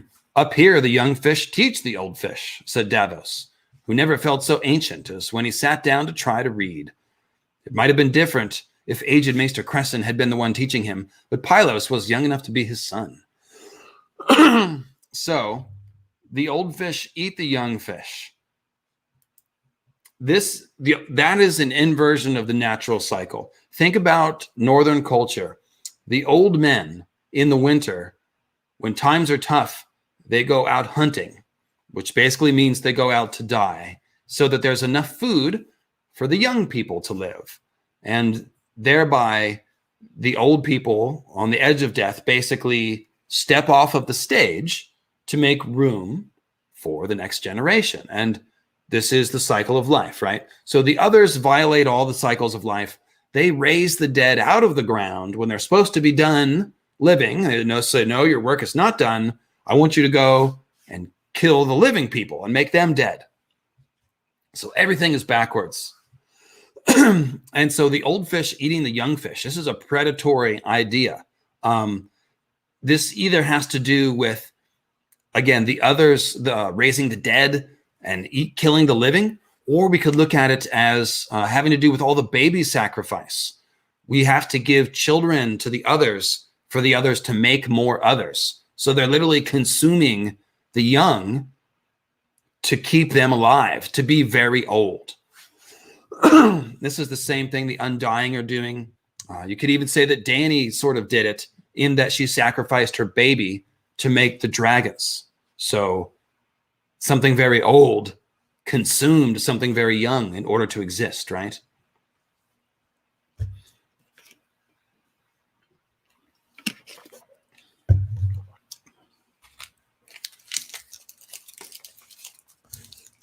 Yes, and the Canaanites, as Karl Karsnark points out, they were demonized for offering babies to a large burning brass bull to be roasted alive. Yes, that was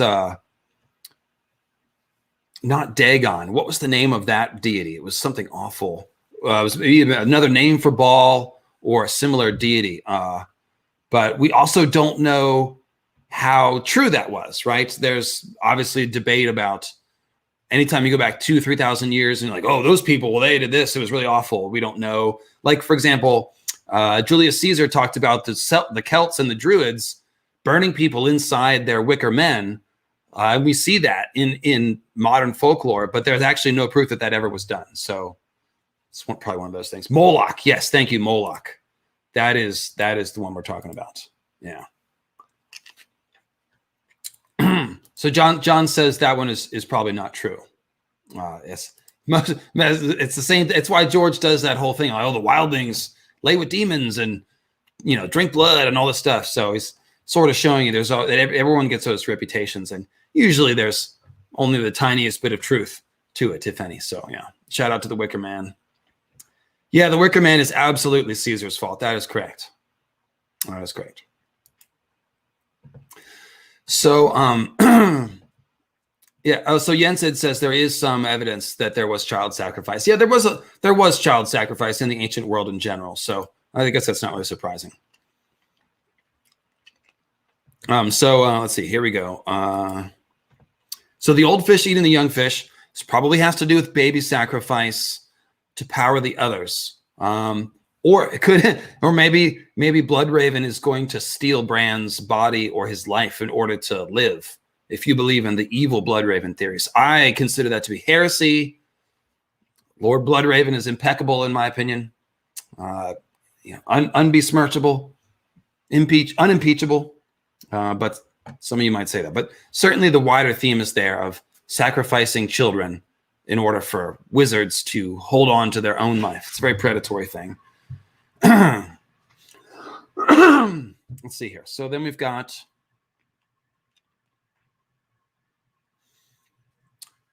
in A Dance with Dragons, Patches goes up to the wall. These are going to be Jon Snow chapters. So the queen turned her frown on Jon. Lord Snow, what is this bestial creature doing on our side of the wall? Woon Woon is a guest of the Night's Watch, as you are. The queen did not like that answer, nor did her knights. Sir Axel grimaced in disgust. Sir Bruce gave a nervous titter. Sir Narbert said, I have been told all the giants were dead. Almost all. Ygritte wept for them, Jon thinks to himself. And then Patchface says, in the dark, the dead are dancing. Patchface shuffled his feet in a grotesque dance step. I know. Oh. At Eastwatch, it goes, okay, that's not important. So in the dark, the dead are dancing. This is another one that's alluding both to the dead spirits dancing in Miri Mazder's tent. We literally saw spirits dancing, shadows dancing as Rhaego died. And that is the beginning of the magic sequence that leads to the birth of the dragons. The others are also dancing in the dark as well, to the extent that they can be considered dancing shadows. So that is what we're talking about. But look at the context, right? Context is that we're talking about a giant. Now, something I put together when researching the Norse mythology video that I'm working on right now is that the others are kind of like the Jotun or the Jotnar, or sometimes said Jotnar. It's translated as frost giants. So I guess Jotnar is the plural and Jotun would be the singular. But they're called frost giants and ice giants. They're not actually giants. They're just a different race of creatures. And they live in the ice, the frozen north. And I have found George using giant symbolism in with the others. I think that's what they're talking about. We can think about the others as the Jotnar, essentially, as the ice giants or the ice beings from the north, from Jotunheim.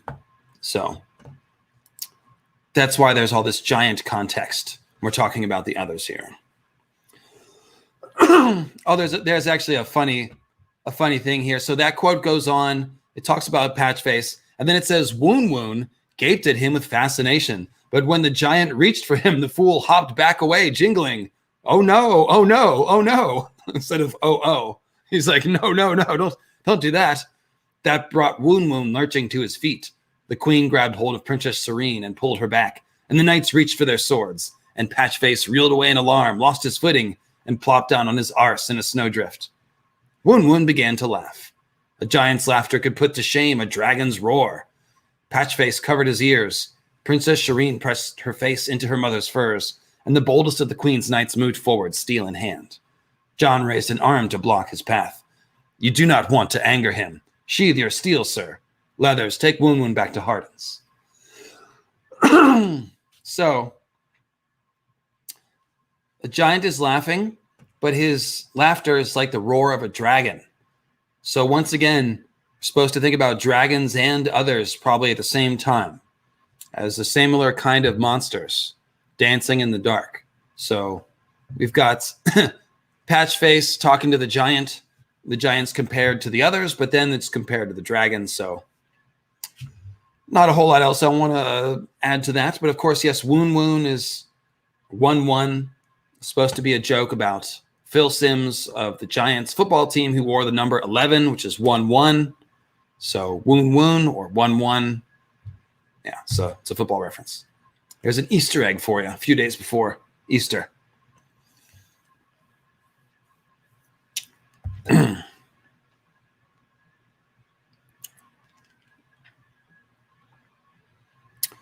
Well, I've got a new PayPal from Ludwig I didn't see. Thank you, Ludwig. Missed the beginning of the stream. Sorry if this has already been discussed. Does Patchface's tattoos on his face hold any significance in terms of symbolism and meaning? P.S. What's your favorite Tool song? Favorite Tool song could be Anima. At the end of Anima, that's learn to swim. That's a good one. Prying open my third eyes, always a good favorite of mine. I really like the first song, "Part of Me" on their first album. What's the name of that? And then I really like all the songs on Salival, man. Salival is like my low-key favorite Tool album. Okay, that's enough Tool. I love Tool. Let's see. What was the other? Patchface's tattoos. Yeah, so red and green, we said this at the beginning of the stream, seems to be implying Children of the Forest symbolism because he came to Westeros as a child who could sing songs in 4 languages and knew magic. So a singing magical child. And then the red and green, that's the color of the eyes of the Children of the Forest who become green seers. Yeah, Hooker with a Penis, that's another classic Tool song. Yes. Opiate, thank you. Yes, Opiate. Thank you, Greg. And the song Opiate is a good one, too. The other one that I really love is Rosetta Stoned, just because the 6 on top of 5 in that one is just devastating. Lateralis is amazing. Schism is amazing. I mean, gosh, so many great Tool songs. Okay, yes. So thank you for that one. I just saw another super chat, too. You guys are looking out for me here. I told you I ran out of weed, and you guys are coming through. From Ludwig. Oh, that's the one I just read. I'm sorry. I thought I saw another one, but that was the one that... Oh, yeah, there is. Okay, from Loretto.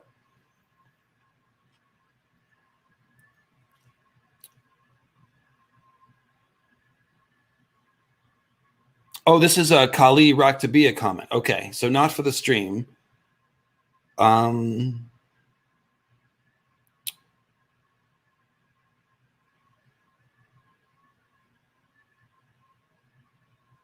Okay, I see what you're asking. So she's asking about something I threw out. I suggested that Dany might have to become a Knight's Queen figure, and this applies to Dany and Jon. One or both of them could have to become otherized in order to pacify the others or to lead the others back home, back into the Weirwood net, something like that. So, yeah, let me explain that. So the original Nissa Nissa was a child of the forest woman or green man woman all the symbolism suggests that she is a Weirwood woman, some sort of elf, a dryad figure tied to the Weirwood. So Azor Ahai covets the power of the Weirwood. Murdering Nissa Nissa is a way to steal that power. He's doing some elaborate blood magic. He may have killed some green men at the same time too. There's some suggestion of that.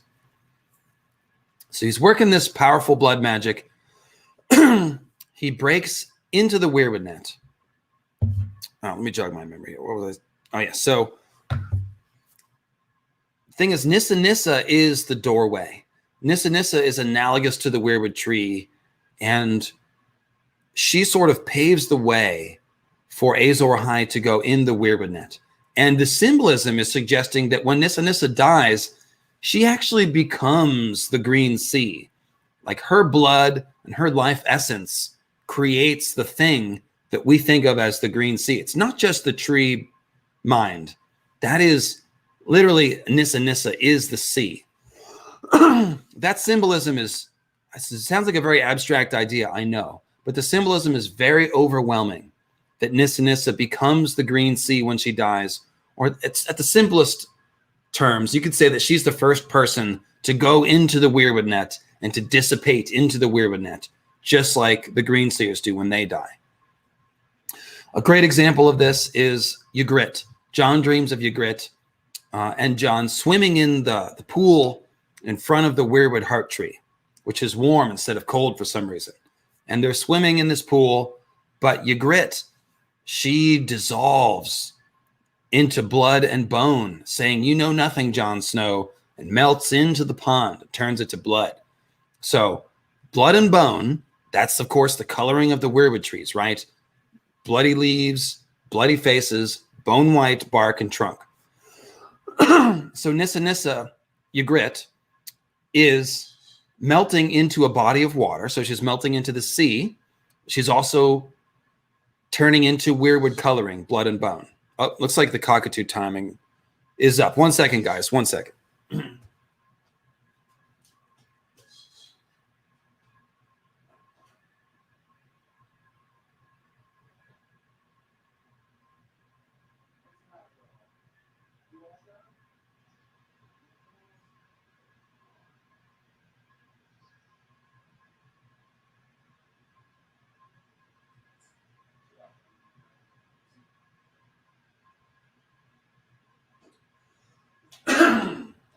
Sorry, Cleo. I had to take off the antlers because Cleo won't put up with the antlers, but hi, good girl. Were you done being quiet in the dark? Were you done being quiet? Yeah, you were. You're ready to come back out, huh? Yeah. Okay, all right. We're doing a live stream, girl. Okay. So I forget what we were talking about. Where were we? Somebody jog my memory. Yeah, I was talking about Tool, I think. Yeah, so let's get back on. Oh no, Nissa Nissa, that's right. I was explaining how Nissa Nissa. Okay, so basically, the original Nissa Nissa seems to have dissolved into the Weirwood net, merged with the Weirwood net, something like that, right? So she might still be in there, and that's who Corpse Queen might be. Corpse Queen could be Nissa Nissa manifesting back out of the Weirwood net. Or it could be that Daenerys is going to repeat the steps of Nissa Nissa. She dies sacrificially to save the day, just like the surface reading of the Lightbringer story has Nissa Nissa sacrificing herself to make a weapon to defeat the Long Night. So we have this idea that she sacrifices herself for the greater good. And if Dany is going to echo that, then that would mean that she's essentially going to die and go into the Weirwood net somehow. And I think the way that makes sense is essentially as a way of leading the others back into the Weirwood net. Because the only way that Dany is going to go out is she's going to die solving the problem. She's going to die a hero. She may not be remembered that way, but we will know that she is, sacrificing herself to save the day. So part of that could be her spirit going into the Weirwood net, some sort of magical thing that allows the others to go back in there. So that's essentially what I'm talking about. And if we want a bittersweet kind of happy ending, it could be that Jon and Dany will both be in there as like a Night's King and Queen, but it's not as bad as we all would think about Jon and Dany being a Night's King and Queen. They could sort of be, watching out over the spirits of the others who used to be Greenseers, but back in their Weirwood home, something like that. So there's a few variations of how this could work, but I definitely think that could be a part of rectifying the sin of driving the others out of the Weirwood net. We got to let them back in. Bran's going to download the Greenseer hive mind to get it out of the trees. And we got to let the others back into the trees. So it could be that Jon and Dany essentially will be taking control of the others to lead them away. Because think about it, Jon, the Unsullied are like whites, and the slave masters are like others. And Dany burns the slavers in order to free the slaves. So that translates to Dany burning the others to free the whites from bondage. So Dany becoming the leader of the Unsullied could almost suggest that Dany should become what? The leader of the whites, right? But this would be more like a mother goddess taking these deceased souls back into her bosom. And so that would make sense if Dany becomes more of a nature goddess. If she dies and her spirit is able to somehow guide those dead spirits back to the afterlife. Something like that is what thematically should happen. So that's what I'll say about that. Yeah, Goose, you can't come out. You're too loud. You have to stay there. Sorry, Goose. Cleo's nice and quiet, so she gets privileges. Isn't that right, girl? You have bird privileges. Yeah. That's right, girl. Very dignified lady, Cleo. All right. So we've got the next quote. We're almost done with the Patchface quotes. At the Karstark wedding, the wedding of the Magnar, Sigorn of Thin, and Alice Karstark. It says, Jon bowed again. As you wish. I shall join you shortly. Sir Malagorn offered his arm, and Queen Selyse took it stiffly. Her other hand settled on her daughter's shoulder. The royal ducklings fell in behind them as they made their way across the yard, marching to the music of the bells on the Fool's Hat. Under the sea, the mermen feast on starfish soup, and all the serving men are crabs, Patchface proclaimed as they went. I know. Oh. So under the sea, the mermen, so mermen would be Greenseers, they feast on starfish soup. That is going to be Weirwood paste. That's what they eat. And let's see, and all the serving men are crabs. So crabs are kind of like others, because we think of all that spider crab talk on the sisters, and they had the white crabs. The white spider crabs are, I think that's the sigil of House Borel. It's the white spider crab on blue, and so that looks like a white ice spider in the Weirwood net sea or something like that. So this sounds like other talk. Once again, the serving men, but I don't know what it means that they're serving men. I don't know if someone else can enlighten me or give me the thing that I'm missing here. Yeah, Cleo really pops against the blue, doesn't she? Yeah, you look beautiful, girl. You look beautiful. Yeah, everyone thinks you're pretty. That's right. Okay, so, and I don't know why starfish soup. So why would, okay, so starfish. Let's think about that. What is a starfish? Oh, that's Nissa Nissa. That's what that is. So Nissa Nissa is a moon, but she falls from the sky, right? The moon turns into moon meteors. Some of those moon meteors fall into the sea. And Nissa Nissa is a moon figure who dies and goes into the sea. So she would be like a starfish. So that's telling you the starfish soup is essentially is the green sea. And so the mermen are feasting on the green sea. They're eating the weirwood net. They are consuming it. Something like that. So there's a lot of predatory stuff here. The old fish are eating the young fish. We're eating the starfish soup. So it's very, yes, there's a lot of consuming language here. And that makes sense with all the blood sacrifice with the weirwoods, at least on a... So a star is the opposite of a moon, yes, but a meteor is a falling star. And once the moon breaks apart and creates the meteors then become falling stars. And that's why George can use moon maiden symbolism, but also the Aphrodite falling star maiden symbolism. It's because once the moon is cracked, meaning once the moon maiden dies, she falls from the sky like a star. And that's the whole Aphrodite myth, right? Oranos's severed balls fall into the sea. That's the falling Venus action. And then Aphrodite rises from the sea. So we've got this star and sea action. So I think that's what's going on here. And then, yes, share a sea star. That's George playing with the Aphrodite mythology yet again. Same idea. Somebody from Australia says that yesterday they had a massive flock of galahs, that's what Cleo is. She's a galah. It's called a rose-breasted cockatoo or a galah. They were in the yard picking through the grass and chewing branches off my tree. They made me think of you. I took a photo, but can't post it here.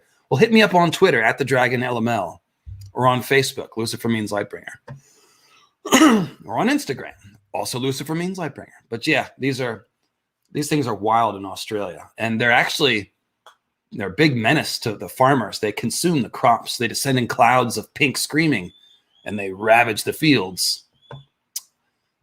Cleo does only whisper talking. She whispers, "Hi, good girl," and that's it. Let me see if I can get her to do it. Hi, good girl. Usually she makes kissing sounds when I say hi, good girl. Hi, good girl. Hi, good girl.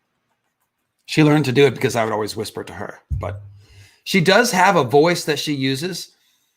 It sounds like Julia Child. And she could say, "Stop up," like that. But she only does it once every 5 years. I swear to God. She can say "step up," but she never fucking does it.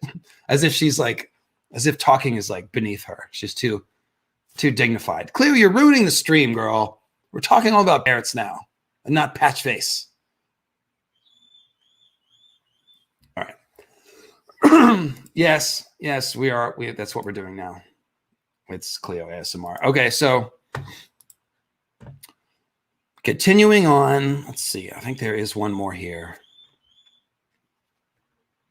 Oh, yes, and Melisandre says, that creature is dangerous. Many times I've glimpsed him in my flame. Sometimes there are skulls about him and his lips are red with blood. Well, that actually just makes Patchface looks more like a weirwood, right? Bloody lips, that's weirwood symbolism. They have a bloody mouth. And the skulls, the weirwood faces look like skulls. And underneath in the weirwood caves are many skulls. And inside are dead people. So this symbolism just sort of emphasizes the idea that Patchface is from the Weirwood Net Sea. And along those lines, he says in the same A Dance with Dragons book, he says, under the sea, the crows are white as snow. I know, that one's obvious.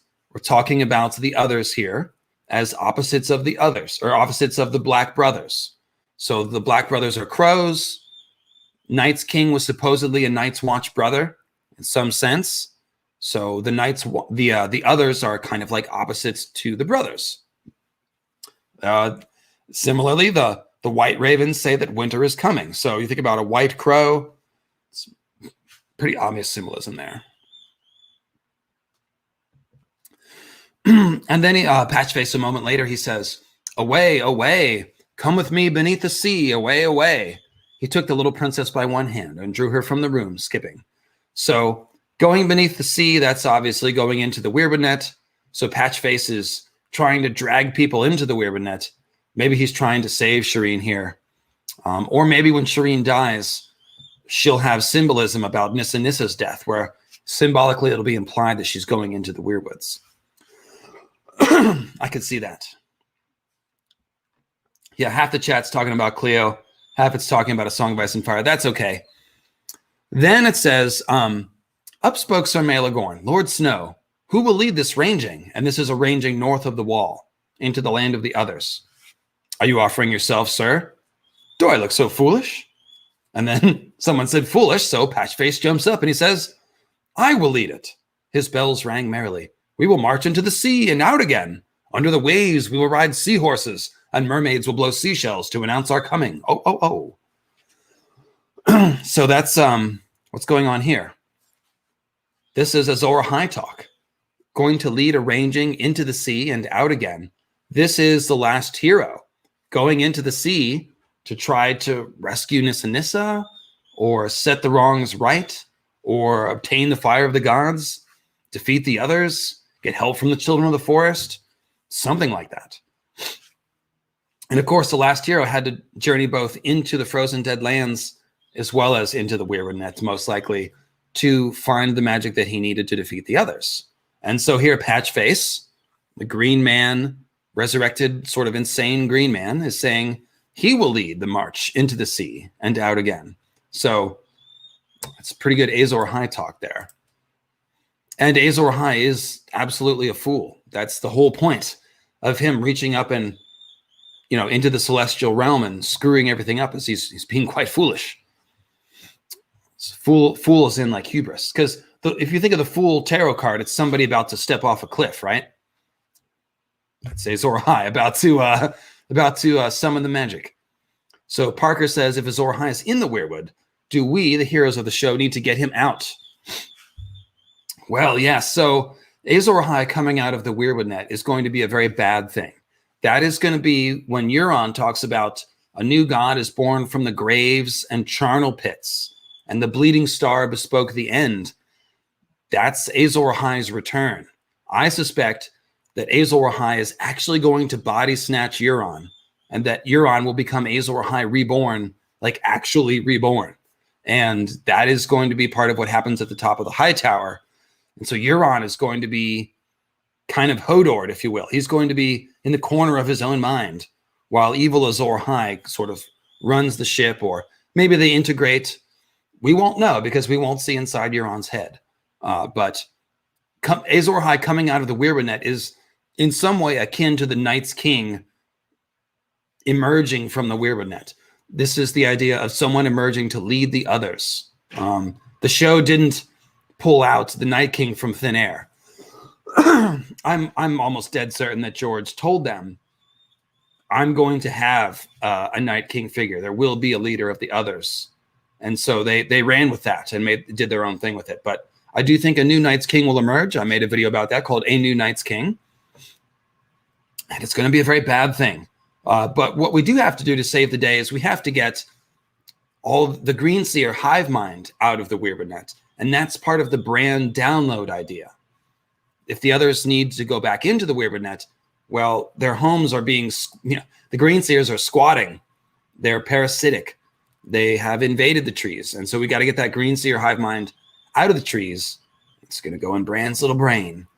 That's a big part of the puzzle.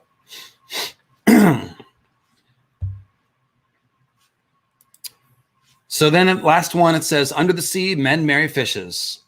They do. So under the sea, they wed the trees. That's who they wed. They wed the trees. So I feel like the Green Seers really are the fishes. But that's what happens under the sea is that the wedding is to the trees themselves. So I guess you could say the new Green Seers are wedding the old Green Seers because the trees are the old Green Seers. But that is the wedding that's happening there. So I hope no one has to marry the others. I don't think that's happening. But there we go. Is Patchface Jaron Lannister? No. Patchface was a child when he came to Westeros. So definitely not Jaron Lannister. Cool. Thank you, friends. So I will take last call for foolish questions. We're right at 2 hours, so it's a good time to wrap it up. Once again, Sunday, very special Easter stream, Easter eggs, Easter basket, Easter games, egg symbolism, moon symbolism, moon goddess symbolism. We're going to talk about moons of the solar system named after moon goddesses. You're not going to want to miss that. 3 Eastern on Sunday, a little earlier start time. 3 Eastern, 8 o'clock Greenwich Mean Time, I believe. GMT, that's what that is. So yeah, this is not a green screen. It's a banner. It's I'll show you. It is a banner. It is on some trussing, and it's got a picture of the sea. But I do have a green screen banner behind it, but we're not using that right now. It's just for extra rigidity. I said rigidity. All right, folks. Last questions, or are we just gonna say bye and peace out? Is the drowned god a major power, or servant of another? I don't think there is a drowned god. I don't think there really are any gods. I think the magics are sources, like the elements are sources of magic, and people perceive that as a god.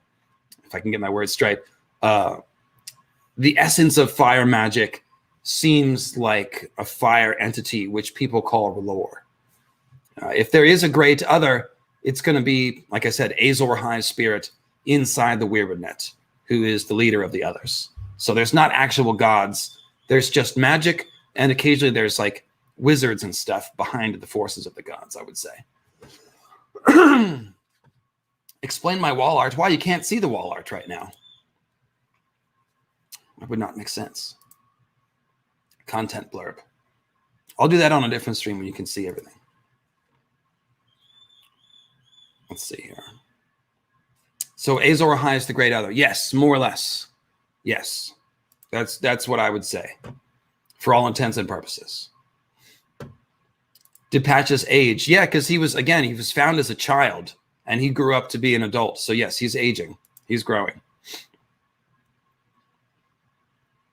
So he's different from the whites in that sense. He's not, his blood isn't stopped. Like he eats and sleeps and does biological processes. So probably farts a lot, I would guess. Yep. Thanks to everyone. Really appreciate all the PayPals today. Quite frankly, they came rolling in as soon as I told y'all I was out of seaweed. So thank you. You guys are looking out. Appreciate that. So yeah, Sunday is going to be good. Easter Sunday. Looking forward to that for sure. And like I said, the Norse mythology video is going to be off the chain. Looking forward to that one. So yeah, Patchface can use the bathroom. Dress himself on his own, that's debatable. Compare Hodor and Patchface and their issues. I don't know that they're all that comparable, really. Oh, did you laugh, girl? That was Cleo's laugh. You heard it there. Yeah, because Hodor's, well, I guess Hodor, we know that Hodor was made crazy by Green Sea or intervention, whereas Patchface was driven mad by going under the sea. But I don't really see a lot of connections there. Hodor's not a prophet figure, so I don't know that there's a lot of comparisons there. Yeah, I'll go. Maybe that's what he's suggesting. Are you suggesting that Patchface may have been damaged by attempted psychic possession? I don't know who would have tried to possess him, though. Yeah, it was kind of a monkey laugh. It's kind of a tut-tut. Kind of a tut-tut-tut-tut. Isn't that right, girl? You are a tutter. Yeah. Goose is the nutter. She's the tutter. All right, folks. I think that'll do it for today. And thank you for joining me on this impromptu live stream.